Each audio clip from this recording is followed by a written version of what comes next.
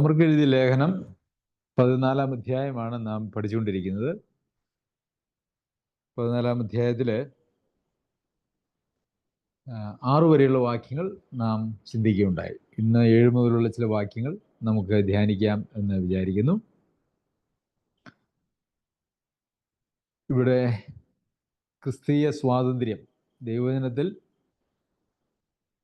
അരുത് എന്ന് പറയാത്തത്, അല്ലെങ്കിൽ അവ്യക്തമായിട്ടുള്ള എന്നാൽ വിശ്വാസത്തിൻ്റെ പ്രമാണങ്ങളെ ഒന്നും ബാധിക്കാത്തതായിട്ടുള്ള കാര്യങ്ങളിൽ അവരവർക്കുള്ള സ്വാതന്ത്ര്യം നിലനിർത്താനും ആ കാര്യത്തിൽ മറ്റുള്ളവരെ വിധിക്കുന്നത് യോഗ്യമല്ല എന്ന് പറഞ്ഞുകൊണ്ടാണ് ഈ ഒരു അധ്യായം ആരംഭിക്കുന്നത്. സംശയ വിചാരങ്ങളെ വിധിക്കരുത് എന്ന് പറഞ്ഞുകൊണ്ടാണ്. അപ്പോൾ ഒരുവൻ ഭക്ഷണം കഴിക്കുന്നതിനെ സംബന്ധിച്ചോ അതല്ല എങ്കിൽ ഏതെങ്കിലും ദിവസത്തെ പ്രത്യേകമായി പരിഗണിക്കുന്നതിനെ സംബന്ധിച്ചോ അത് ആളുകളുടെ സ്വാതന്ത്ര്യത്തിൽപ്പെട്ടതാണ്. അതുകൊണ്ട് അതിനകത്ത് ആരെയും വിധിക്കുവാനായിട്ട് ആവശ്യമില്ല. എന്നാൽ ദിവസങ്ങളും മാസങ്ങളും കാലങ്ങളും ആണ്ടുകളും ഒക്കെ ആചരിക്കുന്നതിനെക്കുറിച്ച് എതിരായിട്ട് നമുക്ക് കൊലോസ്യർക്ക് എഴുതിയ ലേഖനത്തിലും അതുപോലെ തന്നെ ഗലാത്യർക്ക് എഴുതിയ ലേഖനത്തിലും ഒക്കെ നമുക്ക് കാണുവാനായിട്ട് കഴിയും. അവിടെ അത് പറഞ്ഞിരിക്കുന്നത് യഥാർത്ഥത്തിൽ യഹൂദ മത ആചാരത്തിൻ്റെ ഭാഗമായിട്ടുണ്ടായിരുന്ന പ്രത്യേക ദിവസങ്ങളെക്കുറിച്ചാണ്. അതല്ലാതെ അല്ല എന്നുള്ളത് നമ്മൾ മനസ്സിലാക്കണം. ഒരുപക്ഷെ അങ്ങനെ ഒരു തെറ്റിദ്ധാരണ വരുവാനായിട്ട് സാധ്യതയുണ്ട്. ഒരു ഭക്തിയുടെ വിഷയമായിട്ടോ അല്ലെങ്കിൽ ഏതെങ്കിലും ന്യായപ്രമാണത്തിൻ്റെ അനുസരണത്തിൻ്റെ ഭാഗമായിട്ട് ഏതെങ്കിലും ദിവസത്തെ പ്രത്യേകമായി പരിഗണിക്കുന്നത് അത് ന്യായപ്രമാണത്തിലേക്കുള്ള തിരിച്ചുപോക്കാണ് എന്നുള്ള നിലയിൽ അത് അനുവദനീയമല്ല. എന്നാൽ മറ്റ് കാരണങ്ങൾ കൊണ്ട് ഏതെങ്കിലും ഒരു പ്രത്യേക ദിവസത്തെ നമ്മൾ വെച്ചുകൊണ്ട് പ്രാർത്ഥിക്കുവാനായിട്ടോ അല്ലെങ്കിൽ വചനം പഠിക്കുവാനായിട്ടോ ഒക്കെ അങ്ങനെ പ്രത്യേകമായി തീരുമാനിക്കുന്നതിൽ അപാകതകളൊന്നുമില്ല എന്നുള്ളതാണ് അതിൻ്റെ ശരി എന്ന് പറയുന്നത്. അപ്പോൾ ഇത് പറഞ്ഞതിന് ശേഷം വീണ്ടും പറയുന്നത് 7-ാമത്തെ വാക്യത്തിൽ, നമ്മിൽ ആരും തനിക്കായി തന്നെ ജീവിക്കുന്നില്ല, ആരും തനിക്കായി തന്നെ മരിക്കുന്നതുമില്ല. ഇതിനു മുമ്പ് നമ്മൾ വായിക്കുകയും ധ്യാനിക്കുകയും ചെയ്ത ഒരു ഭാഗമുണ്ട്. 4-ാമത്തെ വാക്യം, മറ്റൊരുത്തൻ്റെ ദാസനെ വിധിപ്പാൻ നീ ആർ? അവൻ നിൽക്കുന്നതോ വീഴുന്നതോ സ്വന്തം യജമാനത്രേ, അവൻ നിൽക്കും താനും അവനെ നിൽക്കുമാറാക്കുവാൻ കർത്താവിന് കഴിയുമല്ലോ. അപ്പോൾ അവിടെ ഒരു കർത്താവ് ദാസൻ എന്ന് പറയുന്നതായിട്ടുള്ളൊരു ബന്ധം ഇസ്രായേൽ ദൈവമക്കൾക്ക് ഉണ്ട്. എല്ലാവരും കർത്താവിൻ്റെ ദാസന്മാരാണ്. കർത്താവ് എല്ലാവരുടെയും യജമാനനാണ് എന്ന് നമുക്ക് കാണുവാനായിട്ട് സാധിക്കും. അങ്ങനെ കർത്താവ് എല്ലാവരുടെയും യജമാനനായതുകൊണ്ട് അവരുടെ ജീവിതത്തെക്കുറിച്ച് പരിശോധിച്ചാൽ അവിടെ കാണാനായിട്ട് കഴിയുന്നത് എല്ലാവരുടെയും യജമാനൻ അല്ലെങ്കിൽ കർത്താവ് യേശു ആയതുകൊണ്ട് ജീവിക്കുന്നവരും മരിക്കുന്നവരും ആരാണെങ്കിലും, ജീവിച്ചിരിക്കുന്നവരും മരിക്കുന്നവരുമെല്ലാം യഥാർത്ഥത്തിൽ കർത്താവിനായിട്ടാണ് ജീവിക്കുന്നതും മരിക്കുന്നതും.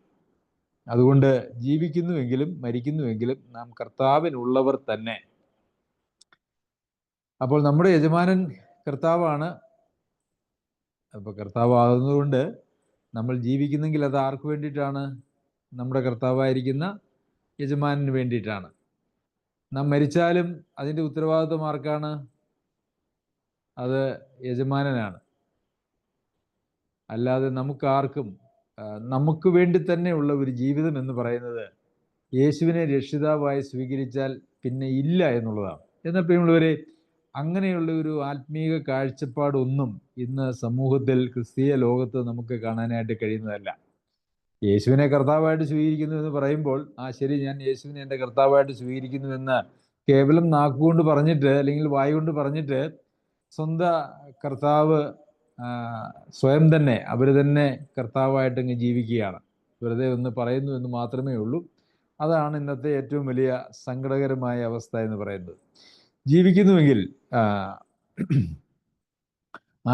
നമ്മിൽ ആരും തനിക്കായി തന്നെ ജീവിക്കുന്നില്ല. അപ്പോൾ നാം നമുക്കായിട്ട് ജീവിക്കുന്നുവെങ്കിൽ നാം ക്രിസ്തീയ ജീവിതമല്ല നയിക്കുന്നത്. അത് നമ്മൾ മനസ്സിലാക്കാനായിട്ട് ആവശ്യമുണ്ട്. ഇവിടെ മാത്രമല്ല, ധാരാളം വേദഭാഗങ്ങൾ നമുക്ക് അത് കാണുവാനായിട്ട് സാധിക്കും.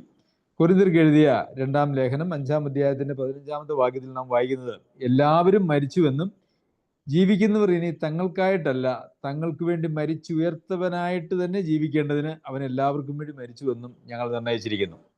അപ്പോൾ എന്തിനു വേണ്ടിയിട്ടാണ് കർത്താവ് എല്ലാവർക്കും വേണ്ടി മരിച്ചത്?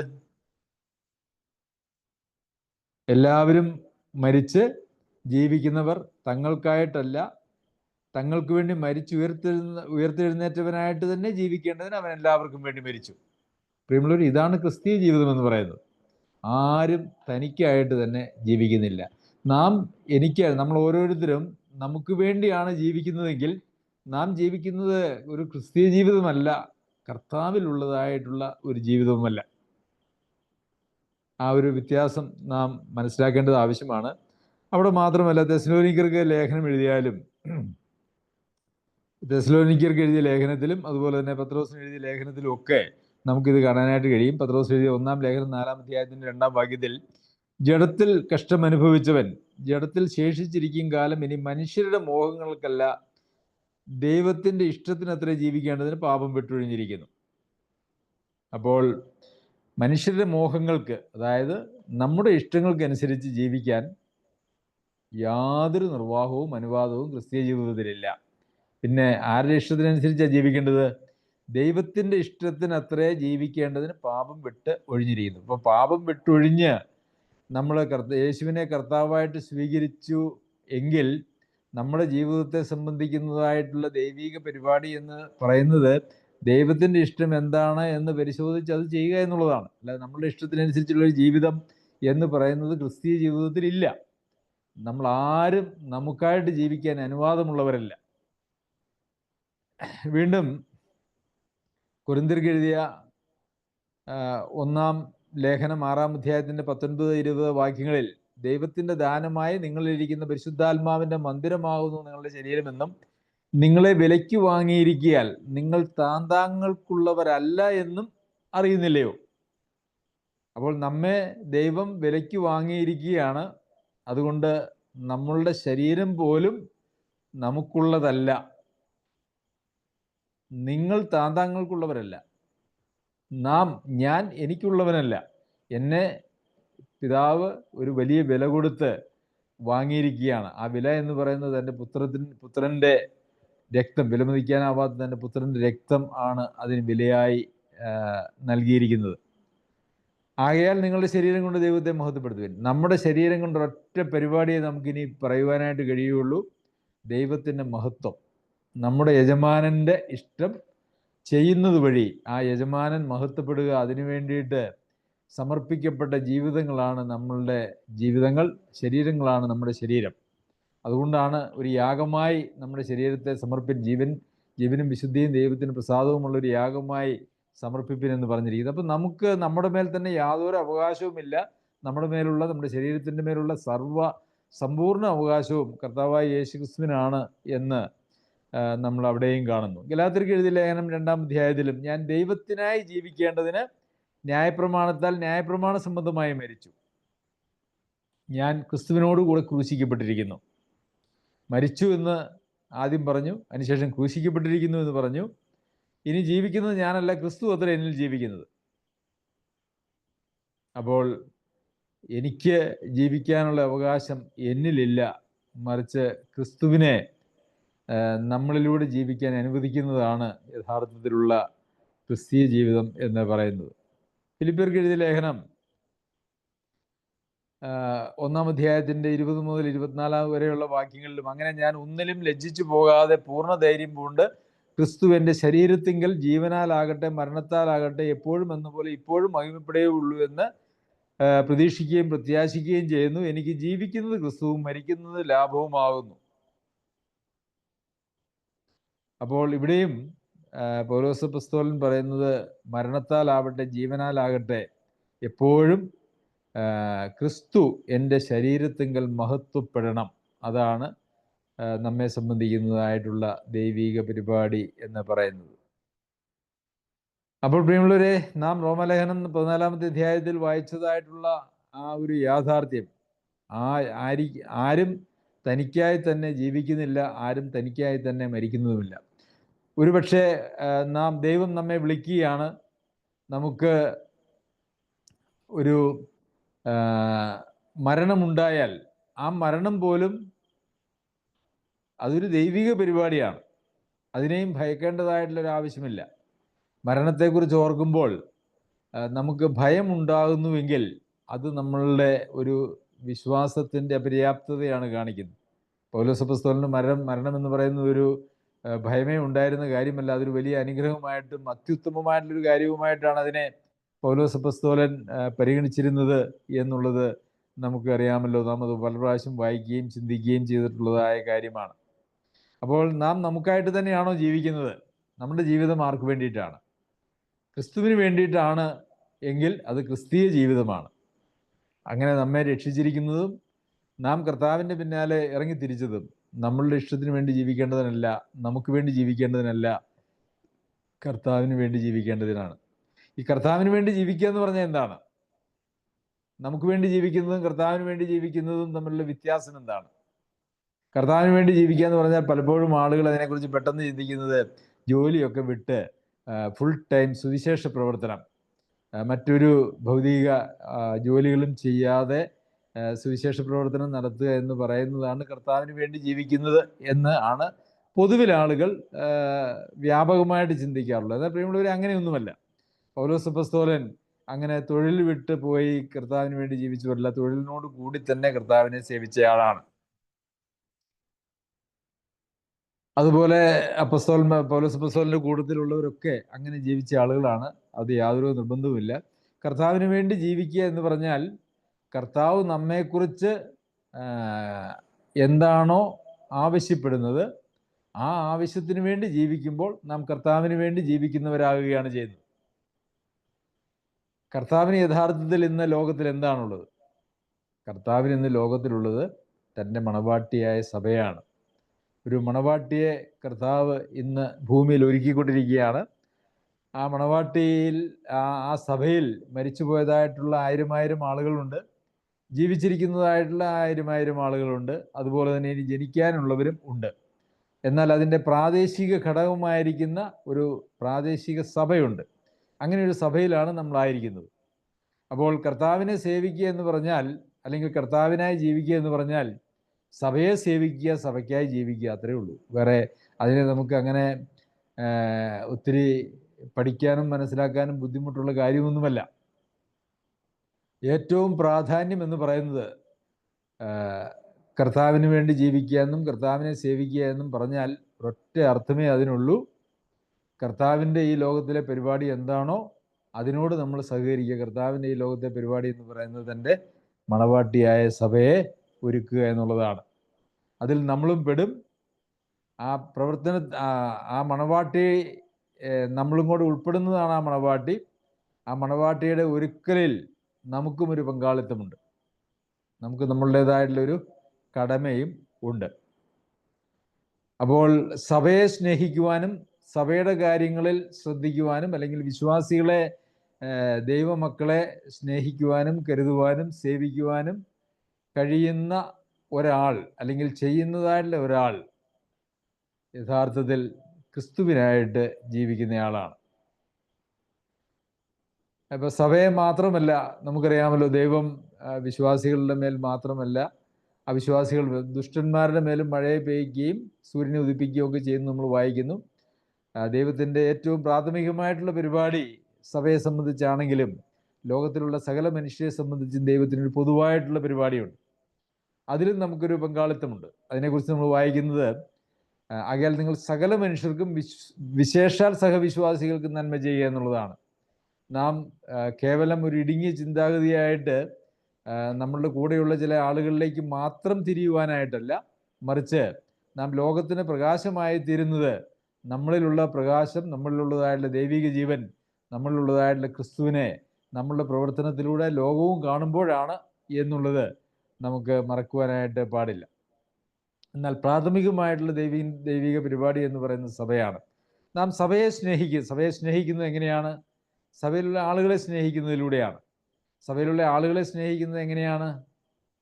ആ സ്നേഹത്തിൻ്റെ ഏറ്റവും വലിയ പ്രകടനം എന്ന് പറയുന്നത് നാം വചനത്തിൽ വായിക്കുന്നത് എന്താണ്? നമ്മൾ വായിക്കുന്നത് യോഹന്നാൻ എഴുതിയ 1-ാം ലേഖനം 3-ാം അധ്യായം അതിൻ്റെ 16-ാമത്തെ വാക്യം.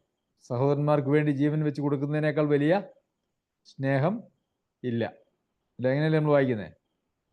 റോമർക്ക് എഴുതിയ ലേഖനം,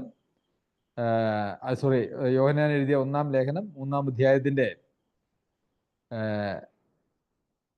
16-ാമത്തെ വാക്യം. അവൻ നമുക്ക് വേണ്ടി തൻ്റെ പ്രാണനെ വെച്ചു കൊടുത്തതിനാൽ നാം സ്നേഹം എന്തെന്ന് അറിഞ്ഞിരിക്കുന്നു. നാമും സഹോദരന്മാർക്ക് വേണ്ടി പ്രാണനെ വെച്ച് കൊടുക്കേണ്ടതാകുന്നു. സഹോദരന്മാർക്ക് വേണ്ടി പ്രാണനെ വെച്ച് കൊടുക്കുക എന്നൊക്കെ പറഞ്ഞാൽ പലപ്പോഴും സഹോദരന്മാരുടെ ചില അത്യാവശ്യ സംഗതികളിൽ പോലും അവരോട് ഒരു നന്മ കാണിക്കുവാനായിട്ട് പലപ്പോഴും ഇന്ന് അനേക സഭകളിലും ആളുകൾക്ക് താല്പര്യമില്ല, മനസ്സില്ല. അങ്ങനെയുള്ള ഒരു സാഹചര്യം നിലനിൽക്കുമ്പോൾ ജീവനൊക്കെ വെച്ച് കൊടുക്കണമെന്ന് പറഞ്ഞു കഴിഞ്ഞാൽ അതെങ്ങനെയാണ് ശരിയാവുന്നത് എന്നുള്ളത് ഒരു വലിയ ചോദ്യമാണ്. പ്രിയമുള്ളവരെ, അത് കാണിക്കുന്നത് നാം യഥാർത്ഥത്തിൽ ക്രിസ്തുവിനെയോ ക്രിസ്തുവിൻ്റെ പരിപാടിയെയോ ഒന്നും മനസ്സിലാക്കിയിട്ടില്ല എന്ന് തന്നെയാണ്. സഭയെ കർത്താവ് സ്നേഹിക്കുന്നത് പോലെ സ്നേഹിക്കുവാൻ നമുക്കും കഴിയുന്നില്ല എങ്കിൽ നമ്മുടെ ജീവിതം ഒരു പരിധിവരെ അർത്ഥമില്ലാത്തതായിത്തീരുന്നു. ദൈവമക്കളെന്നും ക്രിസ്ത്യാനികളെന്നും ഒക്കെ പറഞ്ഞുകൊണ്ട് നാം ജീവിക്കുന്നത് ഒരു അർത്ഥമില്ലാത്തൊരു ജീവിതമായിട്ട് മാറുന്നു എന്നുള്ളതാണ്. അതുകൊണ്ടാണല്ലോ ബൈബിളിലെ ഏറ്റവും വലിയ വിഷയം എന്ന് പറയുന്നത് സ്നേഹമാണ്. അതുപോലെ തന്നെ ബൈബിളിലെ ഏറ്റവും വലിയ അത് കൽപ്പന എന്ന് പറയുന്നത് സ്നേഹമാണ്. ഈ കൽപ്പനകളുടെ അനുസരണം എന്ന് പറയുന്നത് യഥാർത്ഥത്തിൽ സ്നേഹമാണ്. ന്യായപ്രമാണം മുഴുവനും സ്നേഹം, ദൈവത്തോടും മനുഷ്യനോടുമുള്ള സ്നേഹത്തിൽ നമുക്ക് മനസ്സിലാക്കുവാനായിട്ട് സാധിക്കും. അപ്പോൾ അതില്ലാതെ ഒരു ക്രിസ്തീയത എന്ന് പറയുന്നത് അസാധ്യവും ദൈവിക പരിപാടിയിൽ ഉൾപ്പെടാത്തതുമാണ് എന്ന് നമ്മൾ മനസ്സിലാക്കണം. അപ്പോൾ നാം നമുക്കായിട്ട് ജീവിക്കാൻ പാടില്ല. നമുക്കായിട്ട് ജീവിക്കുന്നുവെങ്കിൽ, നമ്മുടെ സ്വന്തം ഇഷ്ടത്തിനായിട്ട് നാം ജീവിക്കുന്നുവെങ്കിൽ നാം കർത്താവിൻ്റെ മാർഗത്തിലല്ല എന്നുള്ളതാണ്. എന്ത് ത്യാഗവും നഷ്ടവും കഷ്ടവും ജീവൻ പോലും കളയുവാൻ മനസ്സുള്ള ആളുകൾ മാത്രമേ യഥാർത്ഥത്തിൽ ആ ദൈവിക വഴിയിലായിരിക്കുന്നുള്ളൂ എന്നുള്ളതാണ് യാഥാർത്ഥ്യം. പ്രിയമുള്ളവരെ, നാം എത്രയോ ഈ മേഖലയിൽ വളരുവാനായിട്ടുണ്ട് എന്നുള്ളത് നാം മനസ്സിലാക്കുന്നത് നല്ലതാണ് എന്ന് ഞാൻ വിചാരിക്കുന്നു. അപ്പോൾ നമ്മൾ വായിച്ചത്, ആരും തനിക്കായിട്ട് തന്നെ ജീവിക്കുന്നില്ല, ആരും തനിക്കായിട്ട് തന്നെ മരിക്കുന്നുമില്ല. ജീവിക്കുന്നുവെങ്കിൽ നാം കർത്താവിനായി ജീവിക്കുന്നു. നാം കർത്താവിനായി ജീവിക്കുന്നു എന്നാണ്.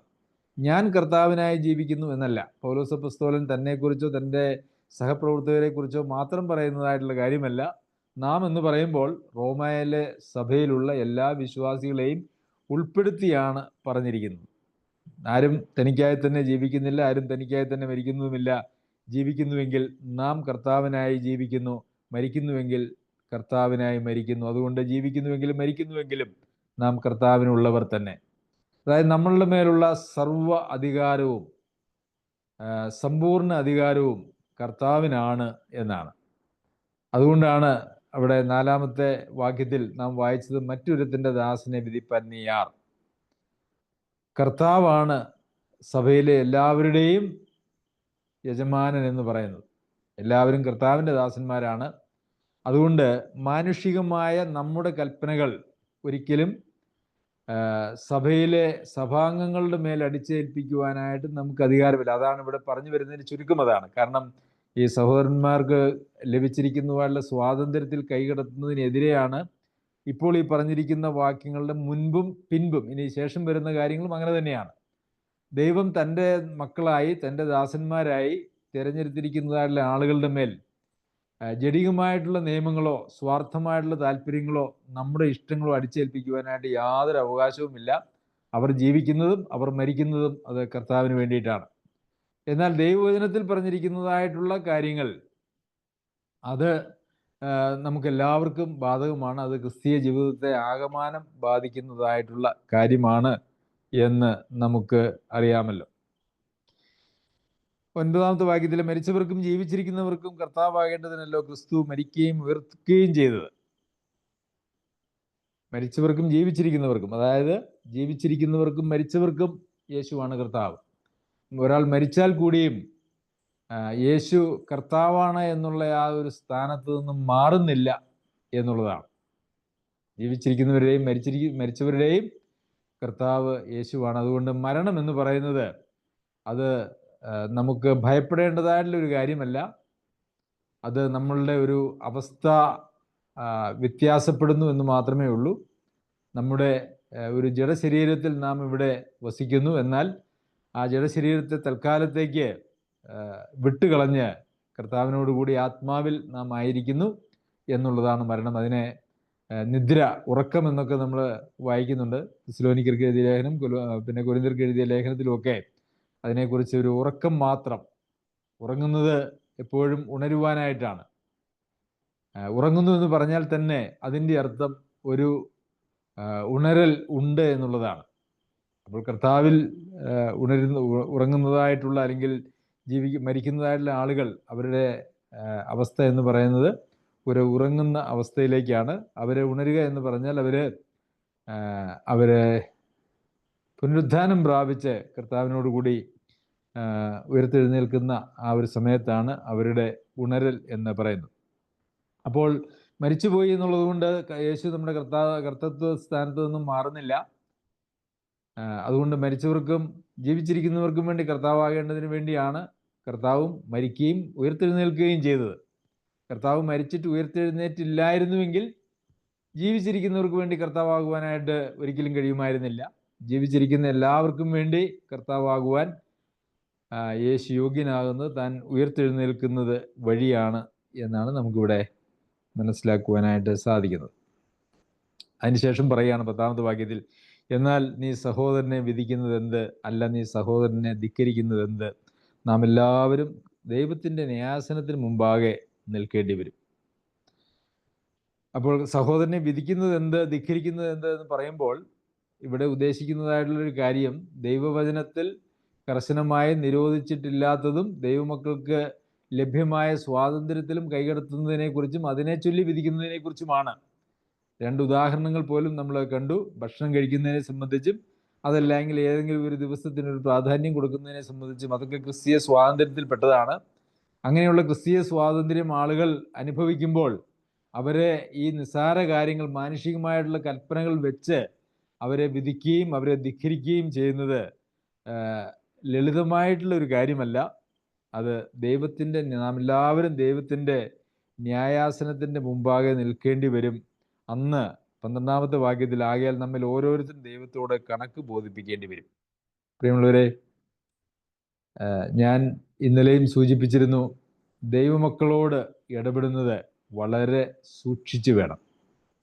അവർക്കൊരു യജമാനനുണ്ട്. അവരുടെ ആത്മീയ ജീവിതത്തിനോ അവരുടെ ആത്മീയ ജീവിതത്തിന്, അവരുടെ ദൈവവുമായിട്ടുള്ള ബന്ധത്തിന്, അവരുടെ സഭാജീവിതത്തിന് തടസ്സമായിട്ടുള്ളത് എന്തെങ്കിലും നമ്മളുടെ ജീവിതത്തിൽ നിന്ന് ഉളവാകുന്നുവെങ്കിൽ, അതിന് നാം കാരണക്കാരനാകുന്നുവെങ്കിൽ നാം ദൈവസന്നിധിയിൽ കണക്ക് കൊടുക്കേണ്ടവരാണ് എന്നാണ് നമുക്ക് കാണാനായിട്ട് കഴിയുന്നത്. അങ്ങനെ ഒരു പരിപാടി നമുക്കൊരിക്കലും ദൈവം അനുവദിച്ചിട്ടില്ല. നാം അതിന് കണക്ക് കൊടുക്കുക തന്നെ ചെയ്യണം.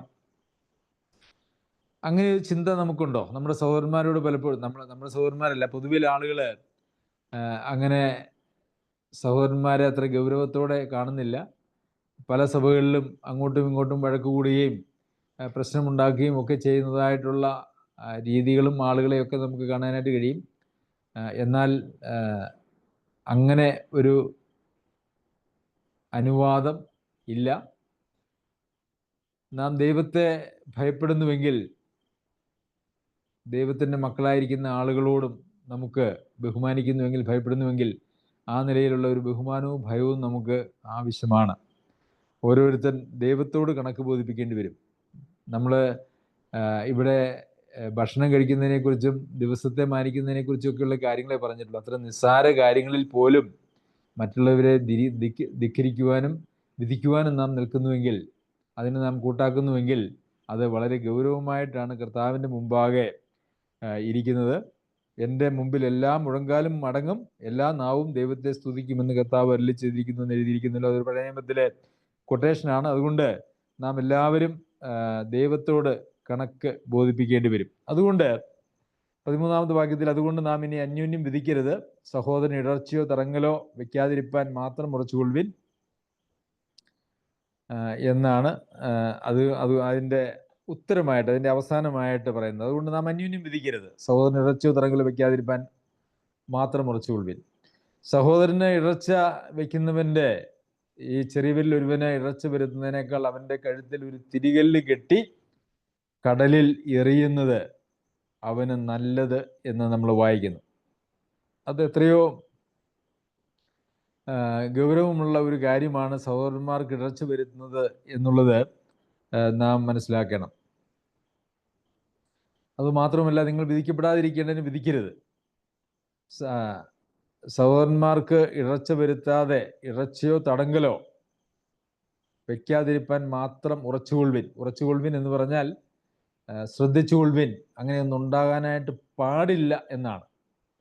പലപ്പോഴും എന്തെങ്കിലുമൊക്കെ സഹോദരന്മാർക്ക് ഇടർച്ച വരുത്തിയിട്ട് അതിനൊരു ക്ഷമ ചോദിക്കാൻ പോലും ഉള്ള താഴ്മ ഇല്ലാത്തതായിട്ടുള്ള ആളുകളാണെന്ന് നമുക്ക് കാണാനായിട്ട് കഴിയും. സഭയിലും സഹോദരന്മാരോടുമൊക്കെ മത്സരം കാണിച്ച് ആ ഒരു മത്സരത്തിൻ്റെ മനോഭാവത്തിൽ തെറ്റുപറ്റിയാൽ അതിന് ഒരു ക്ഷമ പറയാൻ പോലും മനസ്സില്ലാതെ ജീവിക്കുന്നതായിട്ടുള്ള അനേകം ആളുകൾ ഇന്ന് അനേക സഭകളിലും ഉണ്ട് എന്നുള്ളത് ഞാൻ ഓർക്കുകയാണ്.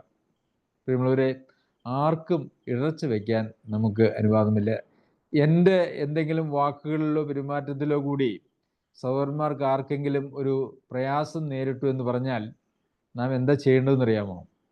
എത്രയും പെട്ടെന്ന് പോയി നാം ഒരു ഹൃദയപൂർവ്വം മാപ്പപേക്ഷിക്കുകയും ദൈവത്തോടും മനുഷ്യനോടും മാപ്പപേക്ഷിക്കുകയും രമ്യതപ്പെടുകയും ചെയ്യേണ്ടത് ആവശ്യമാണ്. അത് മനസ്സിൽ വെച്ചുകൊണ്ട്, രമ്യതപ്പെടാൻ മനസ്സില്ലാതെ ഒരാൾ മനസ്സിൽ വെച്ചുകൊണ്ടിരിക്കുന്നുവെങ്കിൽ ക്രിസ്തുവിൻ്റെ ന്യായാസനത്തിന് മുമ്പാകെ നിൽക്കുകയും ദൈവത്തോട് കണക്ക് ബോധിപ്പിക്കുകയും ചെയ്യേണ്ടി വരും. അതൊരു നിസ്സാര കാര്യമല്ല. ഗലാത്യ ലേഖനത്തിലാണ് തോന്നുന്നു, ഒരുവനാൽ ഒരുവൻ ഒടുങ്ങിപ്പോകാതിരിപ്പാൻ നോക്കിക്കൊള്ളുവിൻ, സൂക്ഷിച്ചുകൊള്ളുവിൻ എന്ന് നമ്മൾ വായിക്കുന്നുണ്ട്. ഒരുവനാൽ ഒരുവൻ ഒടുങ്ങിപ്പോവുക എന്ന് വെച്ച് കഴിഞ്ഞാൽ ഒരുവനാൽ ഒരുവൻ്റെ ആത്മീയ ജീവിതം തകർന്നു പോവുക. എത്രത്തോളം ആ തകർച്ചയുണ്ട് അവൻ്റെ ദൈവസന്നിധിയിലുള്ള നിൽപ്പിനെ കുറിച്ചൊന്നുമല്ല അവിടെ സൂചിപ്പിച്ചിരിക്കുന്നത്.